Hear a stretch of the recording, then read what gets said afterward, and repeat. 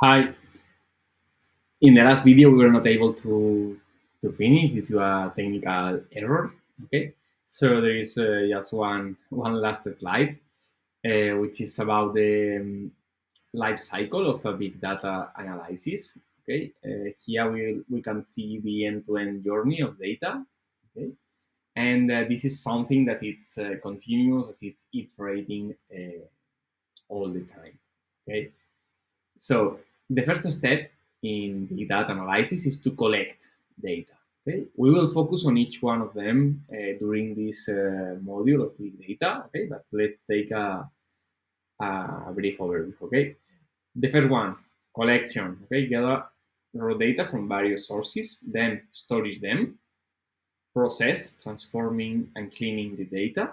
Okay, in order to fit in our model, then analyze the data through statistics, some calculations, and even some business intelligence or some artificial intelligence tools in order to analyze the data.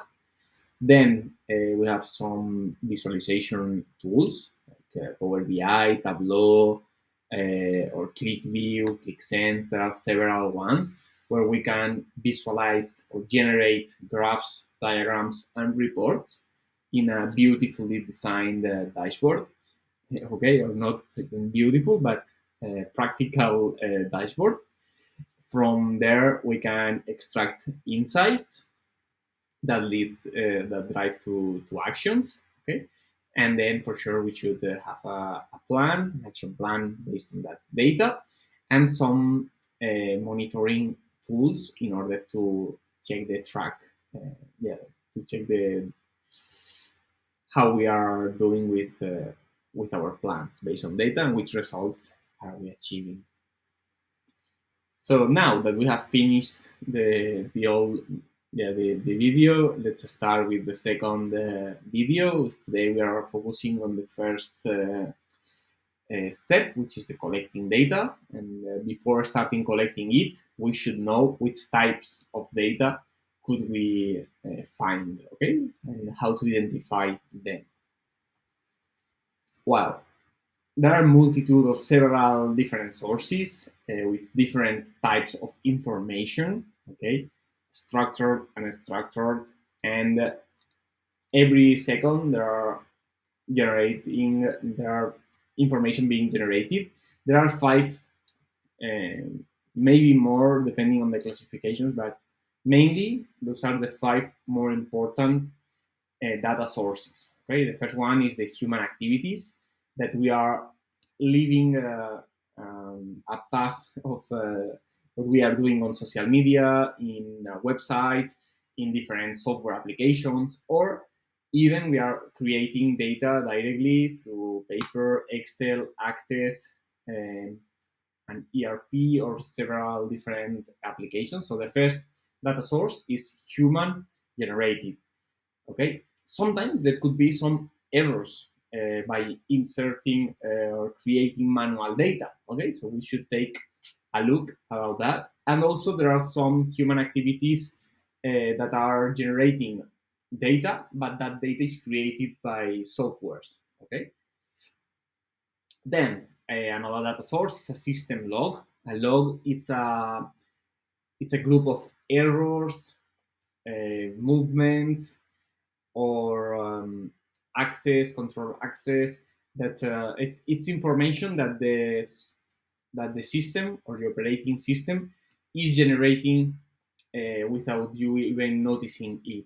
Okay, but you can find some errors or some diary or a list of activities or suspicious activities that have been occurring. Okay, and it's uh, it's well, a mechanical data source. Okay. Then we will have machine data, which is generated by sensors, Internet of Things sensors, or also some machine sensors, PLC or logic controllers and programmers from robots in a factory, or from machines, or even from home appliances would be also an example of machine data, or sensors that are monitoring the humidity or temperature in a city or in a house or even in a flower spot, for example. So this is another kind of of data which is generated by machines. Okay, it would be the same also, which an autonomous car is generating through their sensors. Okay, it would be machine data case two. Then another one, which is the most complicated to deal, but it's very frequent that you will find it if you are starting a digital transformation or a digitization or even a digitalization project in an organization. You will find for sure forms that have been fulfilled in paper, customers' data from a different software that is in an old computer that just one or two people know how to control it in order to extract or export data. This is legacy data from old softwares and old computers that still have some information that could be useful, but it's not well structured and organized, and is not accessible. Okay, and also some contracts, documents, invoices, lot of paper work that we can find that is not digitalized. Okay, so this is a very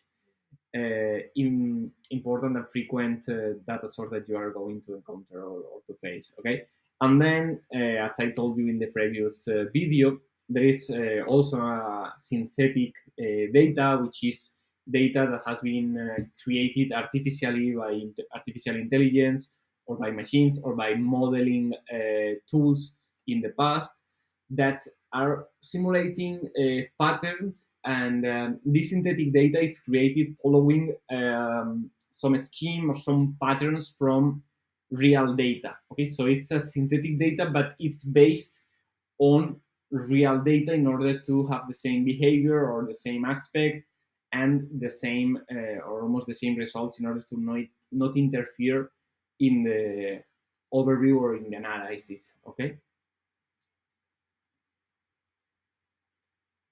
there are some applications for synthetic data that sometimes, if you are dealing with DNA analysis for medical purposes in order to do some research, you can generate synthetic data replying no, to copying the results from a real person and changing the names and generating synthetic data that are mirroring the real ones but hiding the real names. For example, could be one of the typical uses of synthetic data. Okay, and also to train mathematic models in artificial intelligence like DeepSeek, ChatGPT, or other solutions. They are being trained with synthetic data in order to do some calculations, operations, and creating models.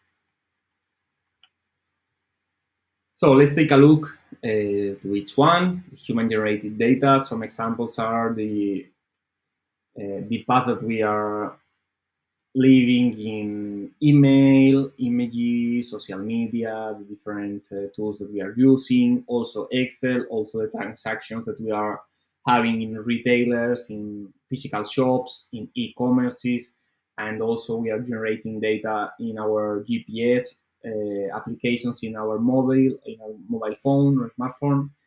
Okay, and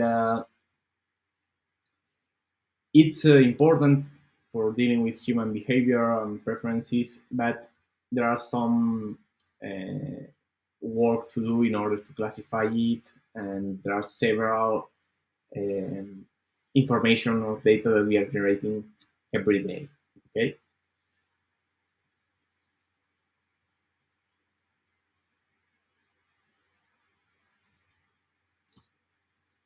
Well, as I told you before, the logs are standardized usually formats, and it's used for error, for user actions tracking, for cybersecurity reviews or checks, and also in order to learn how the processes are being performed in your computer. There are a lot of logs or records that are generated by the operating system or even a server or the own application that has access control, okay, and also networks to document activities, performance events, security-related actions. Logs are very critical and important information in order to see the performance of our software or our systems. Okay? So it's important to take them into account. Also, you can track when a user has access to the computer, from where it has access, to which specific document has he accessed, and when was that another document erased or eliminated from the system, who did that, and sometimes it's even possible to recover it from a previous copy. Okay, so system generated data, it's quite critical and important to know it, okay?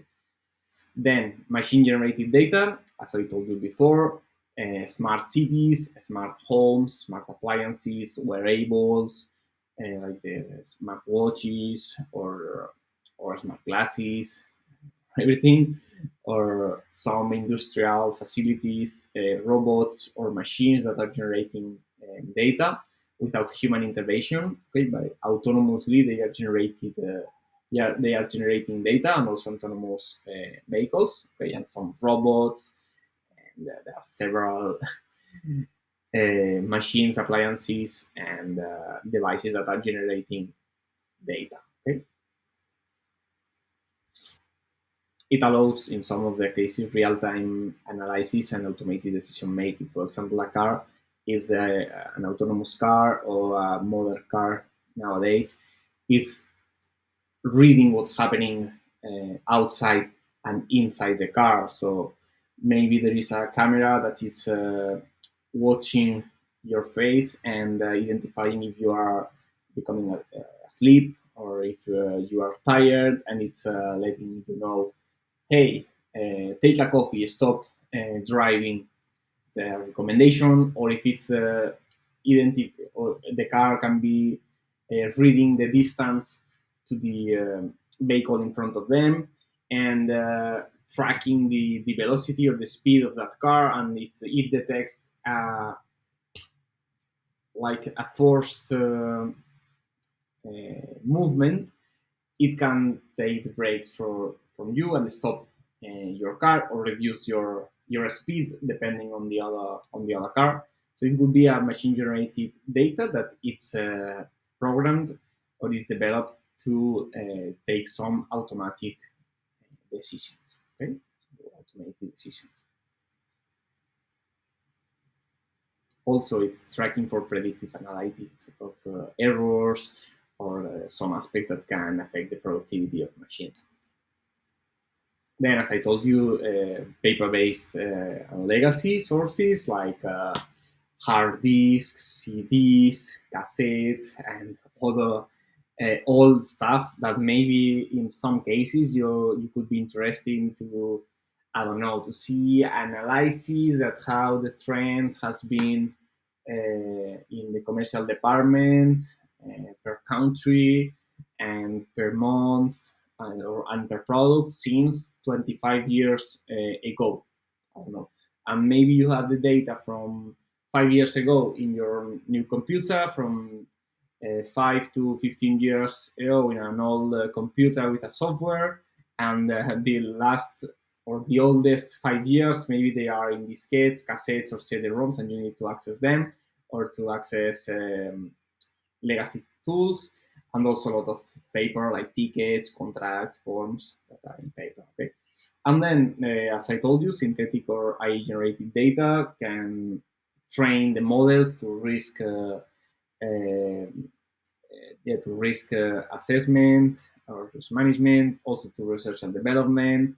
There is also synthetic AI generated data, the videos that artificial intelligence is generating, also the text, images, etc. And also there are some routes or some processes that can be generated, and then also there are some AI generated data to train robots, okay, and to simulate their events, testing, and train machine learning.